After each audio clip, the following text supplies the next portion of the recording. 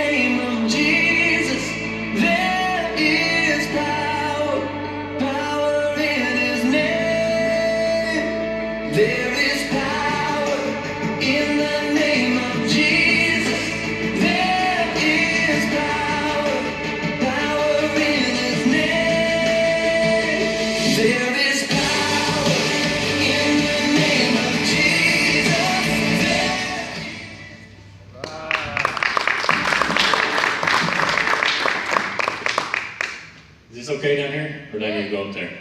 You're good. Good.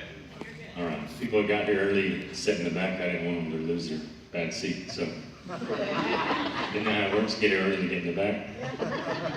Jenny won't let me do it because my attention span is not good enough. So I had to sit up front.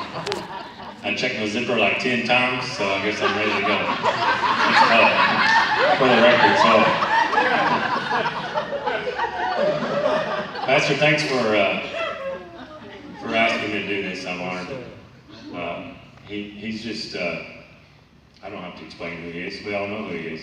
He just makes me feel like I've known him since I was a kid. So he just welcomed us right in when we first came here. And we feel like we were a part of this church from day one. We're blessed to call ourselves members of New Hope. And as we go to different places, we go to a lot of good churches, and then we go to a lot of other churches that we attend. And so Jenny and I look at each other sometimes and we'll say, well, wouldn't like New Hope, but it'll be all right. But as you saw in the video there, that was some of the pictures that we had taken over our trips to Puerto Vallarta, Mexico. We were there. I've been there 5 times since I started this missionary aviation journey that I'm on. For those of you who don't know, I do training out here at Davisfield with Alpha Aviation. I'm in a 30-month training program, and I'm about a little over halfway through that. So Monday through Friday, My regular schedule is out there doing hands-on training, aircraft repair, and after I'm doing aircraft repair, I'm also doing flight training. So, no, I don't get paid to be out there, but the reason why I'm out here many times on Sunday is because we're out raising support. Right. So, that's what God has called us to do at this time. Now, when I'm there, a lot of people want to know, well, where are you going when you get finished? Well, I'll let you know when I get there, because I don't know exactly.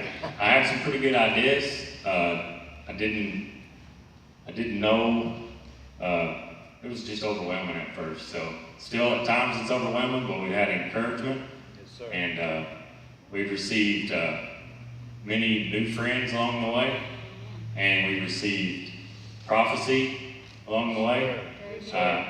I like what Cameron has said before about prophecy, because you can take prophecy because it's a direct word from God, and you can hold that up, those prophesied words that were spoken over you, so when an attack comes against you, you can say, I've been prophesied over and it hasn't come to pass yet, so it's going to come to pass because those are words from what God says. So those are promises. So I was at a place one time where they had prophecy and they had a special team for that, so I went up for it. And when I went up, I didn't know at the first. I was telling the guy what happened. He's like, did you record it with your phone? And I was like, no, that seems kind of weird. So the next time I was there, I got my phone out, and they encouraged it. So I have a prophecy on my phone, so sometimes I need an uplifting or a reminder. I just pull my phone out, and I listen to it. So I encourage you to do that. If there's ever a time where you're in a situation to do that, even if they didn't invite you, just reach down and hit play. They don't even know what's going on. So later on, you can be encouraged by it. But as you saw in those pictures on our last trip, there was many people that blessed us with the finances to be able to go there. So we were riding along in the car one day, and the kids were like, we want to go to the next trip. And I was like, we don't have enough money yet to go for all of us, but maybe next year we'll have enough money to go on it. And I'm the one that was raised to watch what you say by your words, and sometimes we slip up. And Jenny said, you better watch what you say, Brad, because your words are what hinder you a lot of times. So we were talking about it, and Browning started, and Brindley, they both started saying, well, how can we raise money to go on this trip? Because we have to raise our own money, and so we're trying to teach them that they have to be a part of what we're doing, and that part of what we're doing is raising money. So he started mowing yards, and Brindley started making cookies, and so we had a snickerdoodle factory at the house there for a while. And so, you know what though? By the time that the deadline had came to go on this trip, we knew how much we had to raise, and by the time that it was done, we had $200. Was it 200 or 300? Extra. We said total 300. Okay, it was $300 extra beyond what we needed for the trip. So we took that as people came to us. I want to be a blessing to you guys, and we said, here's what the deal is. We have enough money to go on the trip. If you want to give, this is what we're going to do with it. We just want to let you know. And so what we did, as you saw in those pictures when we got there, we got with the leadership there, and the lady that's over the School of Champions, it's a place where the kids can come after school, and they make sure that they are taken care of if they have a need in their physically, like clothes, haircuts, stuff like that. They take care of them through prayer. They take care of them with the hot meals, as you saw that were prepared on the tables there. And so they also need supplies. So we went with them, and we got with them and said, here's what the deal is. We were blessed with other people financially, so we want to take this money and be a blessing to you. Because the Bible says you're blessed to be a blessing. So if you're praying for a need to be met financially, and you're only believing that need is going to be met, then that's sort of a selfish prayer, because you're supposed to pray that you would be more than blessed, so you can take that abundance and pass that on to somebody else. So as we were blessed abundantly, we did that. And so we got with the lady there. Her name is Alejandra. We went with her, and she's a really good lady. She has a heart for God and for children. And we went with her to this really Mexican store called Walmart there in Mexico. And we gathered up a bunch of stuff. And so she was going, and we told her about how much we needed, or that we had to spend. And so she gathered this stuff up, a lot of food and stuff, and she looked at us and she was like, is it okay if we get soccer balls or anything like that? And I was like, it doesn't matter. You know what they need, we don't know. So I guess some people come there and all they want to do is get food. But we don't care because we just want them to, I mean, kids, they want to have fun, you know? So they put a rock over here against the wall and a rock over here against the wall, and that was their soccer goal. And they started kicking the soccer ball around. They weren't very big fans of the basketball, but in Mexico, the soccer is the thing. So that was the fun time of that. Another funny story, a couple of funny stories, and I asked permission to tell this, so don't think that it's going to be embarrassing. But I got permission first. So we were sleeping in our hotel. The hotel that we were staying in, it's really small. It was nice and clean and stuff, but it was like 12 rooms, the entire hotel, 12 rooms. And so it was the kind where it was, you walk out and there's like a double door over here. You can open it up and it's like where you can let the breeze come in, and the main door. And so we had our bedroom where Jenny and I were at was through a little door, and we were in there asleep, and the kids were on a hide-a-bed sleeping. And so I sleep like a rock, and Jenny sleeps, way less than that, a lot lighter than that. So in the middle of the night, she wakes me up, Brad, somebody's trying to get in here. And I'm like, what? Nobody's trying to get in here. It's all cloudy when I wake up in my mind. And I did. I hear this doom, doom, doom, doom. And I'm like, what in the world's going on? Maybe it's the wind blowing or something like that. So when I go in there, I turn the light on, and Browning had been, his bed was here, pulled it out, and Brindley was up here. But when I pulled it out, Browning wasn't there. And the door was closed, and I hear this doom, doom, doom. And I thought, uh-oh, this is not good. So I went out there and I opened the door. And when I opened the door, Browning's standing there, and he was sleepwalking. And he had walked outside, and he was trying to get back in, and he was taking those, and I was like, what are you doing, son? And he was just, walking around. So he had sleptwalked. I don't know how far he went, or to how many doors he went to. So God was protecting us on that. And also, I put a bunch of stuff in front of the door every night after that.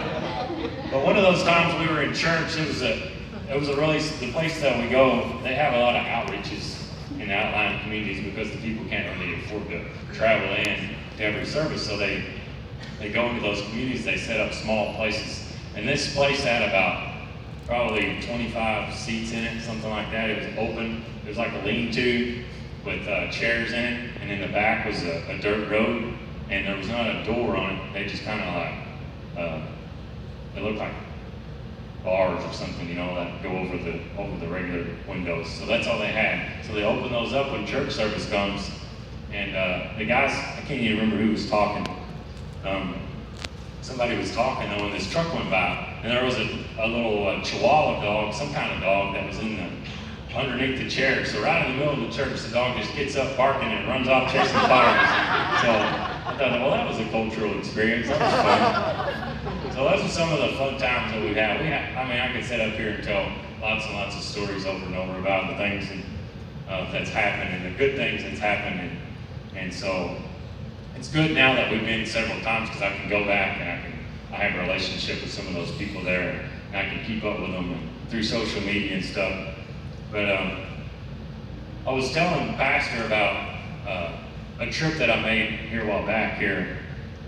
I think it was around Christmas time because we had a Christmas party for the choir and I wasn't able to go at last minute. They called me and said, here's the deal, this guy's had a transplant, a kidney transplant, and a liver transplant. His liver transplant, something wasn't going very well with it. And so he needed, it wasn't like an emergency, but it was urgent. And the vehicle, the car trip wore him out. So they said, would you be able to do it? Would you be willing? And I said, yeah, I'll do it. And so I said, where is it? Well, you need to go to Arkansas, pick him up, and then go to Memphis, Tennessee, and drop him off. So I was telling the pastor this story about how favor, we walk in favor. Yes. So this was a good example of favor because I made this trip 2 times. The first time I went, he had a provider go with him, so he kind of took care of that stuff.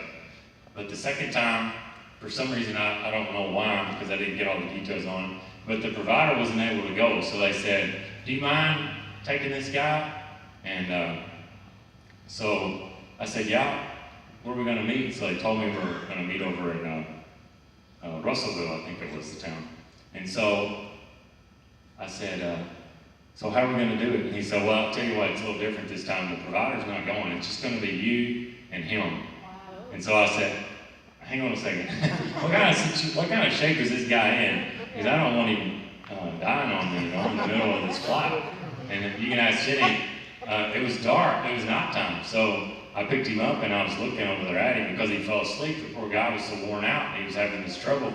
And I looked over there at him a few times and I thought, yep, his coat's moving, so he's still alive. I can see him breathing, so I'll take a sigh of relief. But as I was going there, I got a little ahead of myself on the story. As I was going there, you monitor the airplane traffic on the radio, and I could hear some people talking as I switched over to it's called the airport advisory frequency. As I switched over to it, I could hear some people talking, and I heard them talking about a deer. And so I started talking to them, nobody answered. And I started listening some more, and I thought, well, if it's where I'm going, I'll hear them talk about it some more. So I asked them again, where are y'all talking about the deer on the runway? Is this at Russellville, or where are y'all at? Nobody answered me. And so I heard them talking to each other. Where's the deer at on the runway? And he said, well, it's a beam, it's called the pappy lights. It's just these lights on the side of the runway. And so when I get there, I call out where I'm coming into land, and I see a vehicle. I see some lights right about where those lights are, even with that. And so I started talking. They said, hey, if you're coming in, we got a deer on the runway. I said, well, I can go around if you need to. We all get it off the runway. And so they said, no, we'll have it done. So I went past and I landed, and I was talking to the guy, and what the deal was is the guy right in front of me that landed, he hit the deer on the runway. So that's story 1 of favor. That didn't happen to me. And so that's the first part of favor. Then I get there, I land in the nighttime at Memphis International Airport. I'm in a small airplane, I pull up, and Dallas Mavericks were playing there. So their private plane was sitting there, and when I pull up there, the guy remembered me.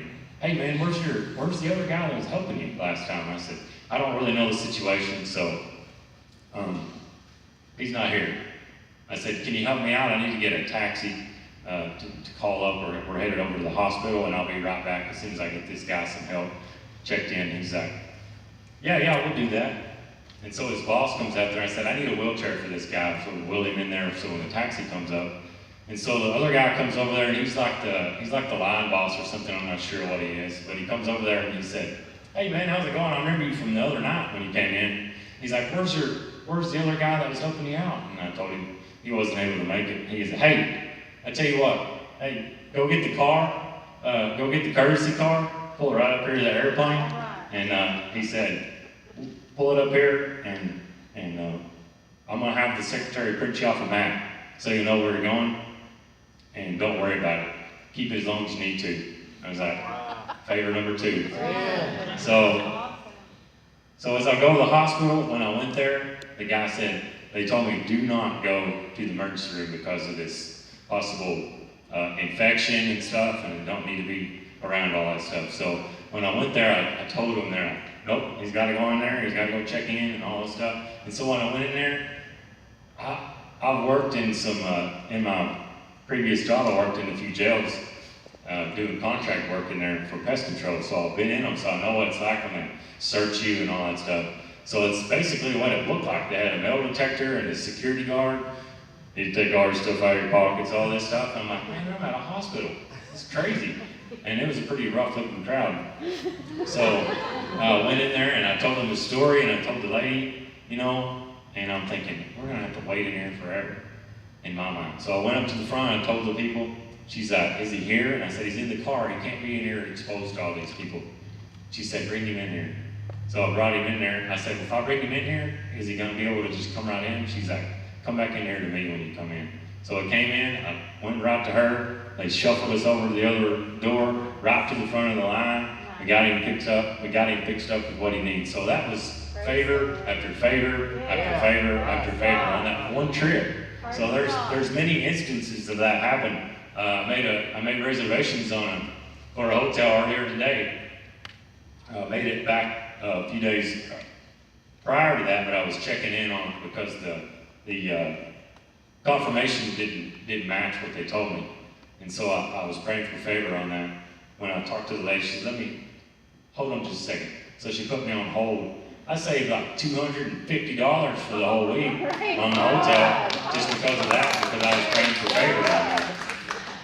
So I just took my check ride for my commercial pilot rating, and the fee for doing that is $450 to take that test.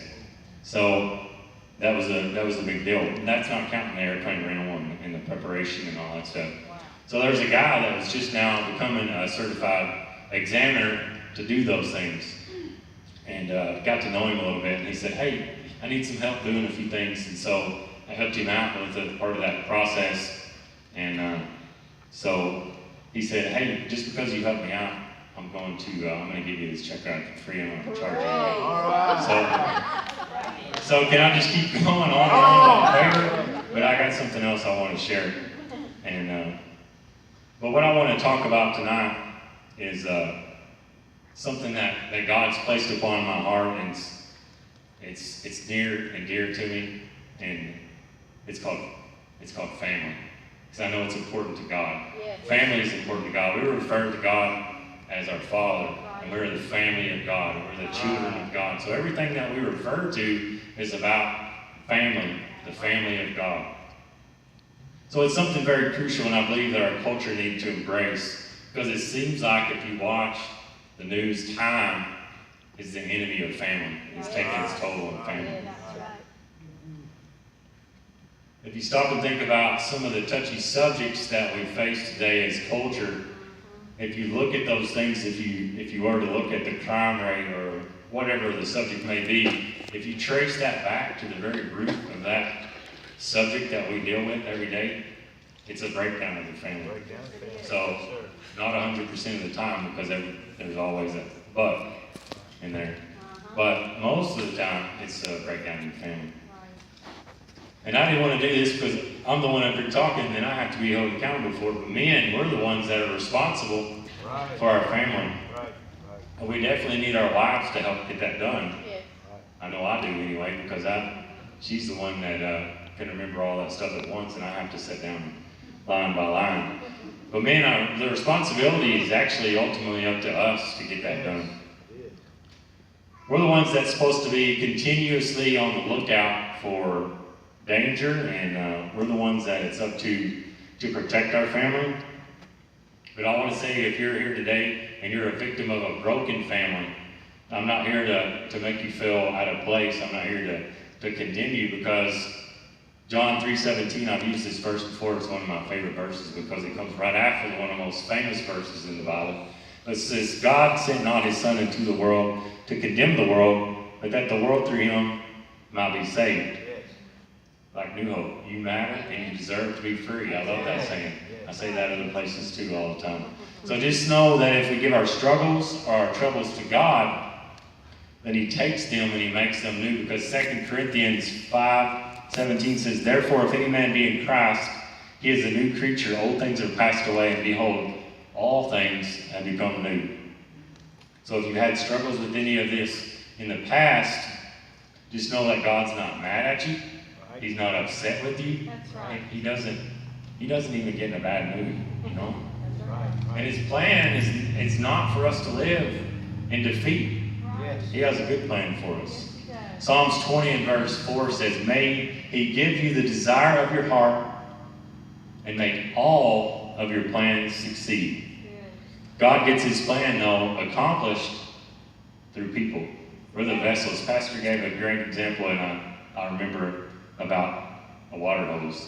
If we have a faucet and we need to get water all the way over there, and we hook that hose up, We run that water through that hose. That's us. We're a bunch of water hoses for Christ. So we're the vessels. God gets this thing done on earth through us, the vessels, the containers. We're filled up with the things of God, and then we transfer those things, those deeds, that knowledge that He talks to us about to other people. Matthew 28:19, go ye therefore and teach all nations, baptizing in the name of the Father, the Son, and of the Holy Ghost, and teaching them to observe everything I have commanded you, and lo, I am with you always, even unto the end of the earth. Here's some stats I looked up about family. In 1950, 5% of the births were to unmarried women. Take that same thing. In 2012, it's over 40% of births were for unmarried women. Less than 50% of children reach an age of 18 in a family headed by their biological parents. 85% of the youths in prison came from a fatherless home. 90% of homeless and runaway children are from fatherless homes. Those are some pretty hefty stats there. These stats indicate that there's something to this family thing that God has laid out for us in His Word. There's something to it. I'm talking about, though, what the Bible calls a family, not what the world calls a family. Because that's a really... I had to watch what I was going to say here, but Pastor said we're kicking the devil in the junk, so I'm pretty open to say what I want to say. So, come on. You know, Yes. Some may say, hey, well, family is, marriage is this way, or it's legal. I guess so. I guess if it's legal now, I guess it's okay. But you know what? There was a time in history that slavery was legal. But just because it was legal, it was just as wrong back then as it is now. So, a skewed version of marriage is wrong back then, and it's wrong today, and it's going to be wrong tomorrow. So if it doesn't line up with what the Word says, then it's wrong. So it's not up to liberal judges to decide what we say is right and what we say is wrong. It's up to God. I know family is a gift from God too. James 1:7 says, every good and perfect gift is from above and cometh down from the Father of lights, with whom there is no variableness, neither shadow of turning. That means He does not change. So parents, and men especially, because we're the ones that are the leaders. We're the ones that are called to be the leaders. And so we must take care of that gift of a family that God's given us. Also, if you know somebody who doesn't have a father figure, I use this example a lot because of Royal Rangers. I see, man, this church is blessed with a good Royal Rangers program. We got good men over here, and there's no lack of it. There's good men, and we have plenty of men over here. They're being mentors to those boys that have had fallen on misfortune. It's not the child's fault. Even if it happened to you, it's not even your fault, you know. But we can be a mentor to those people who are victims of a broken family. And as we do that, we can be a positive influence in their life where a misfortune happened to them. So imagine for me, for a moment, a material possession that you've really wanted. And whatever that may be, I don't know, whatever your hobby is. And not that I really want a new fishing boat. But this is just something that, as an example, that stuck out. It'd probably be an airplane for me. But as an example, stuck out a shiny boat. Brand new fishing boat. Somebody knew that you wanted that, so they said, you know what, I'm just going to go out, I'm just going to buy it for them, I'm going to surprise them with it, and I'm going to bring it to their house. So they go out and they buy it, they bring it to your house, and you take that thing out, and you get out on the water, man, you're 250 horsepower, pedal to the metal, hot foot on it, and you're headed to the bass hole, and you get out there and you're tearing those fish up. When you come by, they're so excited because they saw you had it out in that new boat. When you come back, you're out there cleaning fish. You put them up. You put that boat right under the tree and leave the cover off of it. 2 weeks later, they come by and they see that. They see that boat there under that pine tree, and it's got that old sap dripping on it. How do you think they're going to feel? Man, I blessed him with that. He went out and he did me wrong. He did me wrong like that because he left that boat, that brand new boat that I worked hard for. I wanted to bless him with that. He left that thing out under the tree, uncovered. That made him feel pretty bad. Basically, it's the same concept when God gives us a blessing. He gives us a family as men, and we leave them out in the cold. We leave them unprotected. We let that old sap of the world drip down on them. He looks at us. He doesn't get mad at us. I already told you that. He doesn't get mad. But he has a plan, and he goes, man, I wish they would just follow my plan because my plan's good, and they're trying to go their own way, and they're leaving them unprotected, and I have these things set forth in my word that I can't go against. If they would just follow it, I gave it to them so easily for them to follow. So his plan is good. If we don't follow his plan, it's bad. It's just the way he has it set up. He doesn't change his word. That's his plan. So if we choose an alternate to his plan, then we're opening our family up for other avenues, for other stuff to come in. That's that uncovered boat sitting under the tree. If we don't watch over them, so harm can come our way. Just like the boat that was left uncovered. But why do you think the devil fights against marriage so much? Why do you think it's such a large statistic in our culture? Because he knows. He's not dumb. He knows. He knows that there's power and strength. There's power in the father being in the home and in the covering that they have. And he knows if he could get in there and cause confusion in that, man, he's got so many other ways. He's got so much access. It's like he's got a key and he knows you stick it under the mat. Nobody sticks a key under the mat really anymore, but he knows where your key is. Don't be surprised, though, when the devil comes along and he accuses you, because that's what he does. Devil's a cattleman. I can guarantee you, tomorrow he's going to be out checking cattle, because that's what he is. He's a cattleman. So why are we surprised when the devil comes along and says something to us? He was lying to me. Well, guess what? He's a liar. That's what he does. He's an accuser. That's what he does. So we're not even surprised. You can tell when he's about to lie because he's telling you something. That's the lie right there. It's a dead giveaway. So if we do something bad, he says, you know what? You're disqualified. You disqualified yourself. Because I saw what you was doing last night. And then you come down here to this church. And you're going to get up here. And you're going to get on your knees. All these people, you're going to be doing the same thing next week because you're hung up on it. I got you. He's lying to you because he's trying to disqualify you. But you know what, though? If you do something good, guess what he's doing? Oh, I know what